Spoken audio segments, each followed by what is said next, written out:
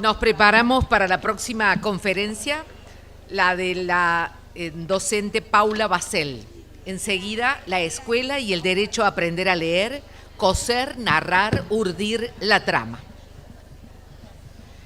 El pasado viernes 18 de octubre tuvo lugar en el Hotel Posta de Juárez el cuarto encuentro anual de la Red Argentina de Ciudades del Aprendizaje de UNESCO.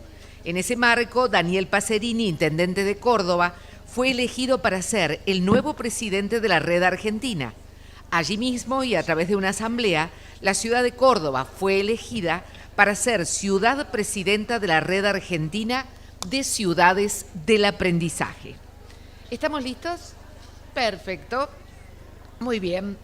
La segunda conferencia de hoy diserta Paula Basel, maestra de escuela primaria, profesora licenciada en Ciencias de la Educación por la Universidad Nacional de Córdoba, diploma superior en Infancia, Educación y Pedagogía por Flaxo Argentina, magíster en Libros y Literatura para Niños y Jóvenes por la Universidad Autónoma de Barcelona, con el trabajo final, la lectura de libros álbum y el arte de habitar el mundo desde la perspectiva infantil en contextos de desigualdad.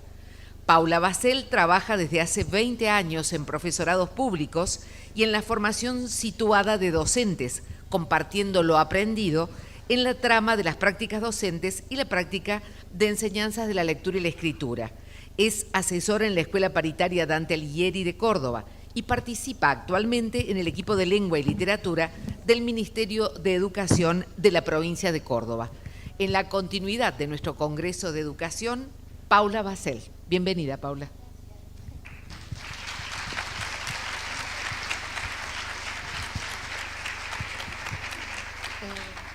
Bueno, muy buenos días a todas, a todos. Muchas gracias. Para mí es un placer compartir este espacio. Quiero agradecer, especialmente a las autoridades del Ministerio de Educación, de la Municipalidad, a Susana Mancio, que muy amorosamente me invitó, me insistió para estar acá. Así que, en mi conferencia yo les voy a proponer compartir algunas reflexiones, algunas lecturas, algunas voces, algunos pedacitos de textos literarios que tienen que ver con poder pensar juntas y juntos la escuela y el derecho a aprender a leer como parte de un trabajo artesanal, de una costura artesanal. Por eso, el título de la conferencia, usé las palabras coser, narrar o urdir la trama.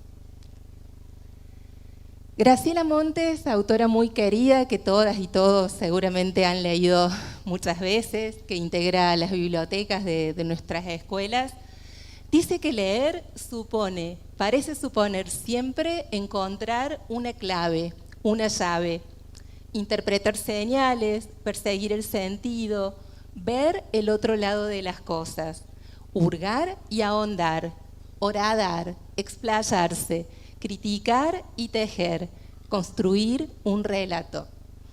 En esto de ver el otro lado de las cosas, les voy a proponer un recorrido en realidad por algunas ilustraciones y algunos fragmentos de un libro álbum que está integrando, que forma parte de las bibliotecas escolares de nuestro país, de las bibliotecas personales de muchos docentes, que es La costura de Isol.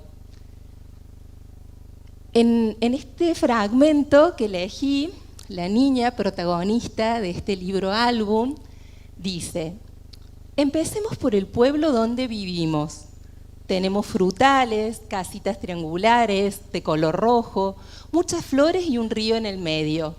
Todo está en su lugar, luce ordenado y precioso, se parece a los bordados de mi abuela. A la vez, se dice que hay otro mundo, justo detrás del nuestro, mucho más raro, con paisajes llenos de nudos, hilos colgantes y animales extraños. Se cuentan muchas historias sobre el lado de atrás y sus habitantes misteriosos, pero ese lugar solo se puede visitar en sueños. La historia está narrada, como podemos ver, desde la voz de esta niña protagonista.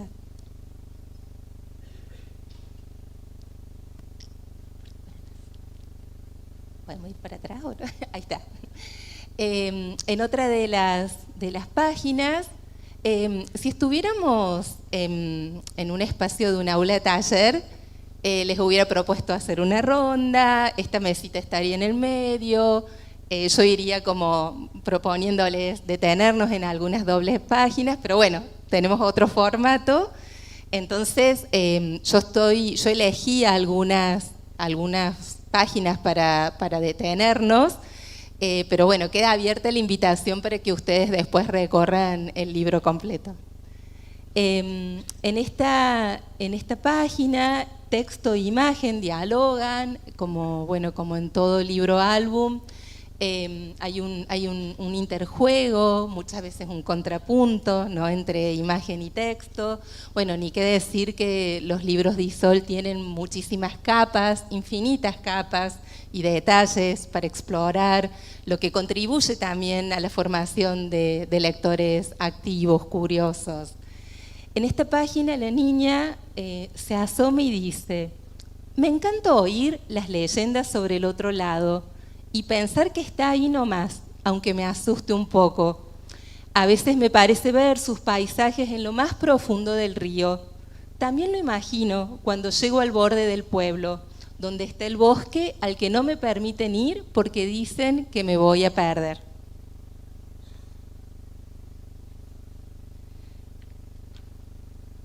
La metáfora, esta metáfora poética, visual del bordado, mi idea es que nos pueda acompañar en esta presentación.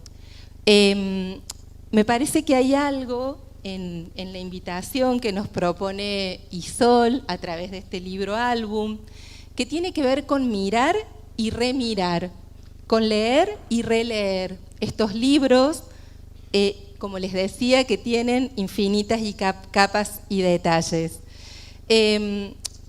En distintas entrevistas, Isol ha contado que el proceso creativo de la costura comenzó a partir de un objeto, de un chal que le acercaron desde el Museo de Palestina, a partir de un encargo de que escribiera un cuento para los chicos palestinos. Dentro de ese proceso creativo, ella incluyó el escaneado de los bordados de ese chal, y comenzó a imaginar la historia de una pequeña niña que no es tan distraída como piensa su mamá. ¿Recordamos cómo éramos? Me pregunto, cuando éramos chicos. Como parte de estos relatos, la protagonista, como muchos de los relatos de Isol, la protagonista es una niña curiosa, insistente, de esas que quieren explorar el mundo y están tratando de comprender cómo funcionan las cosas. El disparador en esta historia, una madre que le reclama haber perdido por tercera vez las llaves. Pero la niña no es que pierde las cosas, sino que se van por agujeros a otro mundo. Y mientras piensa en ese otro sitio, la niña, que le comenta a su madre una teoría de agujeros descosidos en el horizonte por donde se cuelan todas esas cosas perdidas, comienza a construir una teoría a partir de conjugar su imaginación con ese otro lugar cuyos paisajes a veces cree ver en la profundidad del río. La historia está estructurada en 4 partes. Juega con los dibujos de la tela de este chal que les contaba, con las costuras del lado de atrás y con los bordados del frente. Mientras el bosque es oscuro y predomina en este libro el negro, el rojo es el hilo que guía todo el paisaje. ¿Crees que volvamos una imagen atrás? ¿Se puede? A una de las primeras. El rojo es el hilo que guía... Una más. Ahí. Les decía, perdón. Mientras el bosque es oscuro y predomina el negro, el rojo es el hilo que guía todo el paisaje, delineando personajes y elementos claves en contraste con el hilo celeste que irrumpe cerrando posibles agujeros, delatando la extrañeza de esta intervención infantil. Como siempre, Isol juega con texturas y con diversos formatos. Vemos el bordado, casi lo tocamos, mientras la niña y la madre aparecen recortadas en papel, destacándose sobre el lienzo de hilos y figuras. A esto se suma el contraste con el reverso, donde el desborde de hilos y figuras diversas plantea un contrapunto. El derecho y el revés, la trama y los hilos, lo abierto y lo cosido, lo que se ve del otro lado de una historia. La costura nos hace preguntarnos y pensar en otras maneras de considerar el mundo, la construcción de otros modos de mirar, puertas y ventanas para nuevas formas de mirar. Bueno, una más como les decía, la metáfora de la trama, de esta trama artesanal, de este bordado artesanal, va a organizar toda la presentación. Yo elegí, porque bueno, era poquito tiempo, media hora, elegí para convidarles algunos fragmentos de autoras, de libros, que creo que son fundamentales para quienes nos ocupamos de la tarea y del sueño de enseñar a leer, ¿no? Entonces, vamos a arrancar con un diálogo entre un fragmento de Irene Vallejo en un libro muy, muy bello que se llama El infinito en un junco, la historia de los libros, la historia de la lectura, la historia de la escritura. Es un libro donde Irene Vallejo reconstruye el lugar de las mujeres en la historia del libro. Por ejemplo, cómo en la antigüedad hubo mujeres que fueron fundamentales en relación a la conformación de lo que fueron después los inventos ligados a la historia del libro, pero mujeres de las cuales que fueron muy borradas en la historia, que quedaron pocas marcas. Entonces, bueno, la autora se dedica a reconstruir esa historia. En este fragmento que elegí, Irene Vallejo dice: en mi caso, hablando de su propia historia, en mi caso todo se remonta al país de la infancia y creo que hay un motivo esencial. Mi primer contacto con la literatura fue como lectura en voz alta, el presente de la escritura y el pasado de la oralidad. Si alguien lee para ti, desea tu placer. Miren qué hermoso como lo dice. Si alguien lee para ti, desea tu placer. Es un acto de amor y un armisticio en medio de los combates de la vida. Mientras escuchas con soñadora atención, el narrador y el libro se funden en una única presencia, en una sola voz. Y de la misma forma que tu lector modula para ti las inflexiones, las sonrisas tenues, los silencios y las miradas, también la historia es tuya por derecho inalienable. Y vamos a sumar este hilo, la voz de la querida María Teresa Andrueto. ¿Estamos más atrás? No sé, avanzo bastante. Ahí. María Teresa Andrueto, en otro libro muy, muy bello que creo que debería estar en las bibliotecas de todos los docentes, La lectura, otra revolución, editado por Fondo de Cultura Económica en una colección que se llama Espacios para la Lectura. María Teresa Andrueto nos dice: cada libro, cada novela, cada cuento, cada poema contiene una mayor o menor felicidad, una lectura del mundo. Y leer lo que fue escrito es ingresar al registro de la memoria de una sociedad, a lo que esa sociedad considera por alguna razón perdurable. Es entrar en ese inmenso tapiz tejido bajo distintas circunstancias por tantos seres. Y nos dice: contra el puro entretenimiento y el adormecimiento de la conciencia, el arte nos recuerda quiénes somos, nos propone una de las inmersiones más profundas en nosotros mismos y en la sociedad de la que formamos parte. En la construcción de ese tejido de subjetividades se inscribe buena parte de la importancia de la literatura en la sociedad. Entrar a ese inmenso tapiz tejido bajo distintas circunstancias por tantos seres. Bueno, las negritas son mías, son algunos fragmentos, algunas frases que les propongo también que guardemos en la memoria y pensar todo lo que se juega, ¿no?, en el aprender a leer y qué sucede cuando quedamos afuera de ese inmenso tapiz, ¿no?, y no podemos sumar nuestros hilos en ese inmenso tapiz.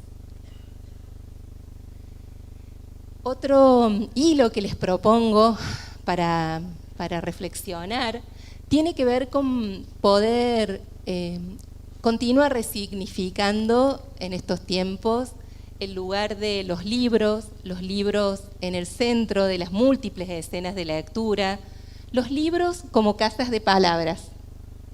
Para eso, bueno, les voy a proponer tejer algunos fragmentos de las voces de Michel Petit, que, bueno, seguramente también muchos la conocen. Esta antropóloga francesa, especialista en temas de lectura y la reconstrucción de historias de lectores en contextos críticos, en contextos de extrema fragilidad.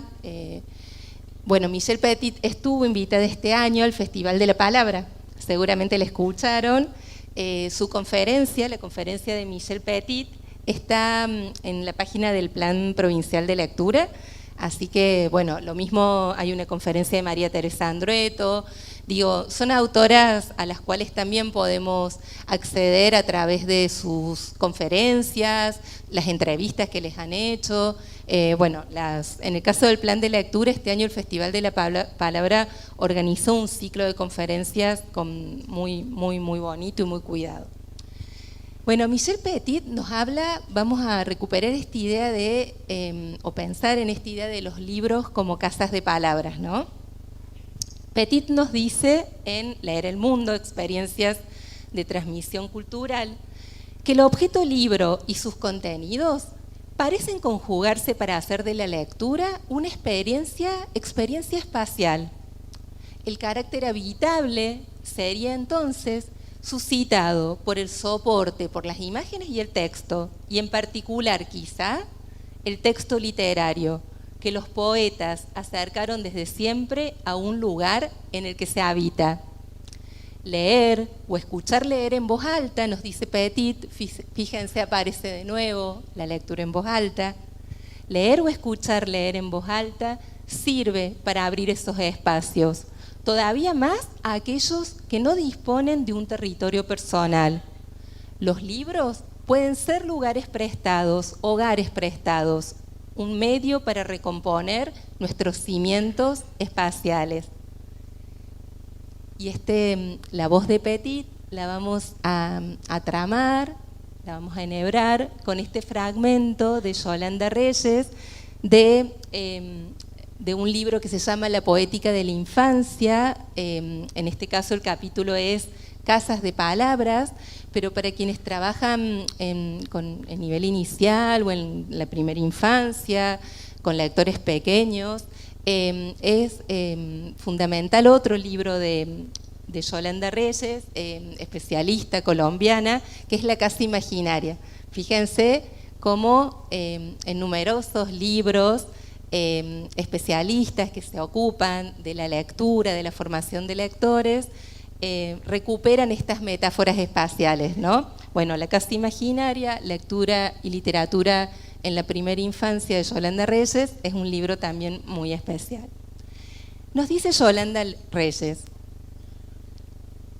por hablar ese idioma otro y por nombrar esas habitaciones propias, la literatura se lee, se siente desde la propia vida.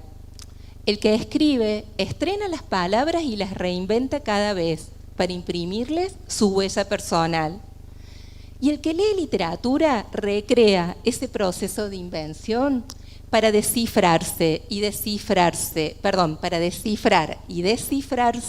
en el lenguaje secreto de otro. Nuestros niños, niñas y jóvenes están inmersos en una cultura de la prisa que los iguala a todos y que les impide muchas veces refugiarse en algún momento del día o incluso de su vida en lo profundo de sí mismos. De ahí, nos dice Yolanda Reyes, que la experiencia del texto literario y el encuentro con esos libros reveladores sean hoy más necesarios que nunca, como alternativa para ir construyendo esas casas interiores. Pensemos en esos libros reveladores. María José Ferrada, poeta, escritora chilena, escribió este libro que se llama El idioma secreto. Les voy a leer un fragmento. Es un libro muy, muy bello, con una sencillez y cargado de poesía y un modo que nos invita a revisitar la mirada sobre lo pequeño, sobre lo sutil, sobre lo cotidiano, sobre nuestra propia historia.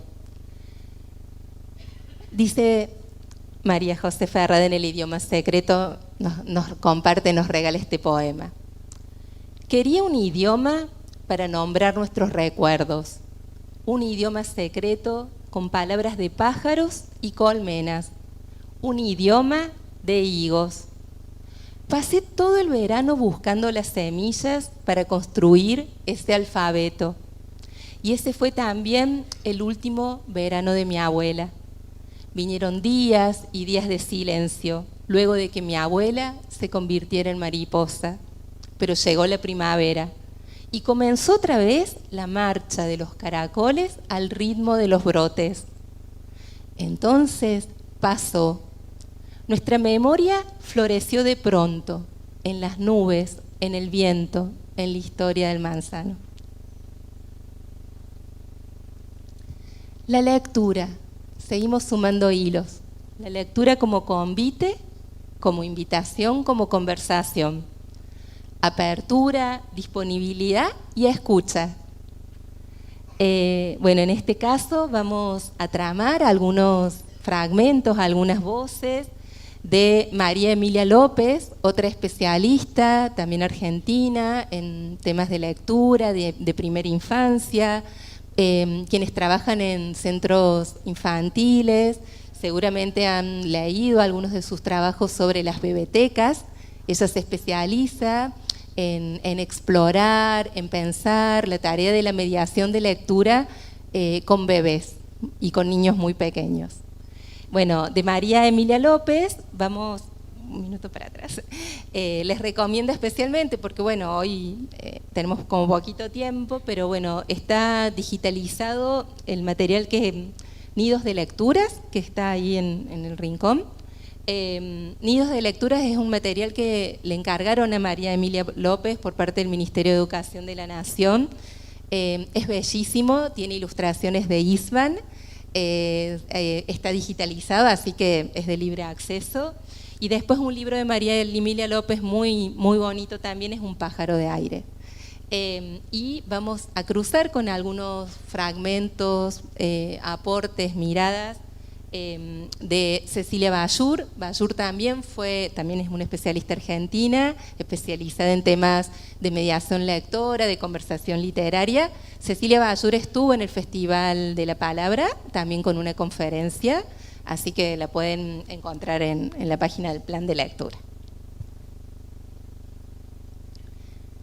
María Emilia López inventó una palabra. Nos propone pensar en la lectura y en el acompañamiento a los lectores como lecturar. Y dice así: lecturar es producir ese baño narrativo, lingüístico, poético, que tiene carácter de iniciación y que pone en acción profundos procesos psíquicos, intelectuales, afectivos y simbólicos, de los que dependen en gran parte el acontecimiento de convertirse en lector. Lecturar reúne algo del verbo leer y algo del verbo amar. Algo así como trasvasar amorosamente a los otros el equipaje y las habilidades iniciales para construir cada vez con mayor autonomía la experiencia plena y emancipatoria de la lectura. Y Cecilia Bayur nos habla de abrir el juego como mediadores, como docentes mediadores. Abrir el juego que supone crear, lo que supone crear una atmósfera que brinde confianza a los lectores y lectoras para que sus caminos de interpretación y de opinión sobre los textos se abran en múltiples direcciones. Más allá de elegir textos potentes y desafiantes, si las preguntas en torno a estos textos o ciertas actividades propuestas llevan a respuestas previstas de antemano o refuerzan algunos preconceptos que podemos tener, la polisemia, lo plurisignificativo de esos textos es dejado de lado. Construir significados con otros, sin necesidad de cerrarlos, es condición fundamental de la escucha por parte de docentes mediadores. Y esto supone una conciencia de que la construcción de sentidos nunca es un acto meramente individual. Parece importante destacar que Cecilia Bayur recupera de otro autor, de Chambers, que bueno, construyó todo un enfoque para pensar los espacios de lectura literaria, que es el enfoque de la conversación literaria, que todas seguramente han leído, han escuchado, han puesto en práctica este enfoque. Me parece que Cecilia Bayur trae mucha luz sobre qué gestos, qué actitudes, cómo construimos esa pedagogía de la escucha en nuestras prácticas cuando queremos enseñar a leer. Bueno, un hilo que no podía faltar y que se liga a todo lo que venimos viendo es el de la formación de una actitud de lectura. Idea que tomo de Graciela Montes, de un material que ya tiene muchos años, pero que continúa muy vigente, que es el que está en el medio, La Gran Ocasión, la escuela como sociedad de lectura, y que está en las bibliotecas de las escuelas y también digitalizado, y que es un material que, bueno, por ahí está Ale Casas, amiga, compañera, al que siempre volvemos, ¿no? Están esos textos a los que está bueno volver, ¿no? Revisitarlos una y otra vez. Vamos a cruzar algunos aportes. Bueno, en este caso incluí tres recomendaciones de libros de Graciela Montes. La Frontera Indómita, que es un libro que ya tiene más años, también publicado por Fondo de Cultura Económica. Bueno, La Gran Ocasión, como les decía, y un libro más reciente, Buscar indicios, construir sentido. Siempre Graciela Montes es no solo una escritora de literatura para chicos, para jóvenes, sino también una autora que reflexiona sobre la lectura. Creo que siempre es una autora a la cual tenemos que volver. Dice Graciela Montes, esto es para nosotros, nosotras: quien se interese por la lectura y sobre todo por los lectores, por el destino personal de cada uno, podría empezar por hacerse algunas preguntas. ¿Cuáles son las condiciones óptimas para la lectura? Y aclara, para la experiencia personal de la lectura. ¿Qué formas de organización, qué acciones políticas, qué actitudes, qué bienes materiales auspician la práctica del lector? O no le entorpecen al menos. ¿Cuál es el límite de nuestras intervenciones? ¿Cómo es posible sostener y acompañar sin dirigir? ¿Cómo auspiciar el recorrido sin adelantarlo con una línea de puntos? En esto, no está bien. Me parece que hay algo que en este libro, Buscar indicios, construir sentidos, que reúne varios ensayos. Hay algo que todo el tiempo Graciela Montes defiende, destaca, que es la necesidad de políticas de lectura que garanticen condiciones materiales, ¿no? Muchos libros, buenos libros, bibliotecas llenas de libros. Eso como condición fundamental en la formación de lectores.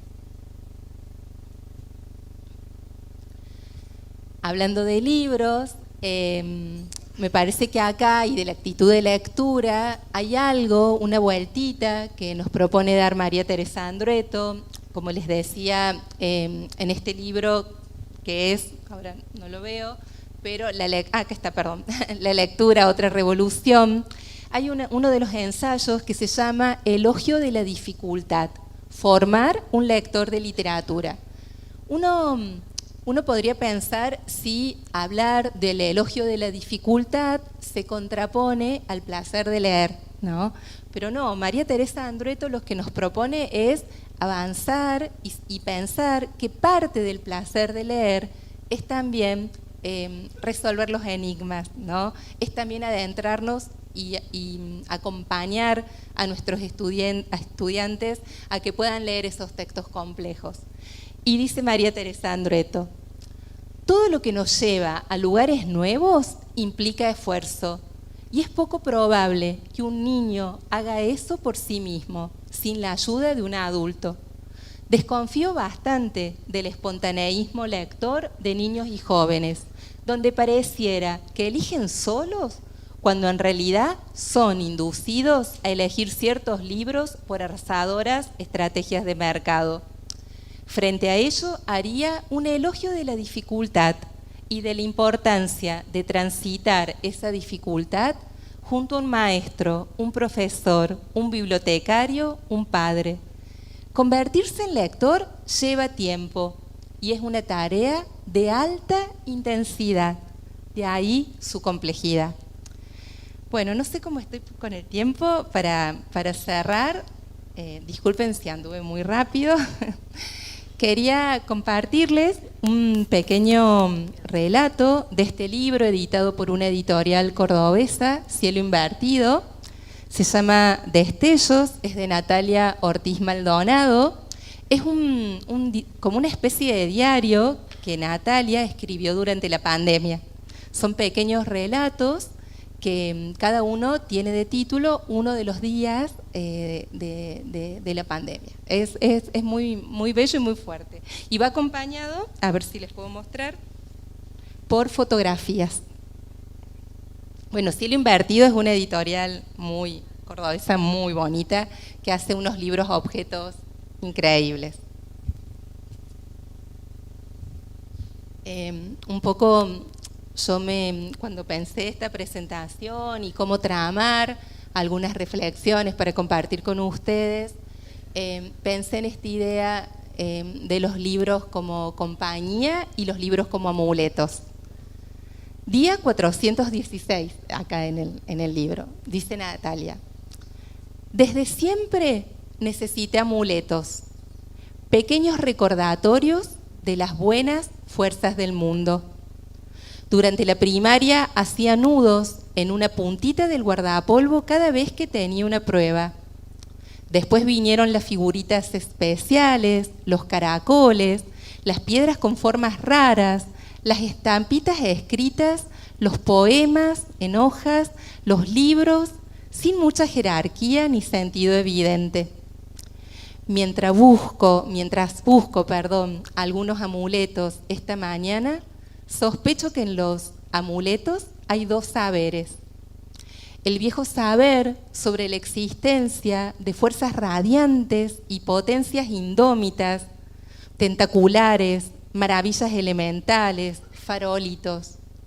Pero también un saber tan viejo como el primero, el que nos dice la necesidad de recordar la existencia de esas fuerzas, porque podríamos olvidarlas. Y eso sería de alguna manera perdernos en las tormentas. Para que siempre tengamos nuestros amuletos, muchas gracias.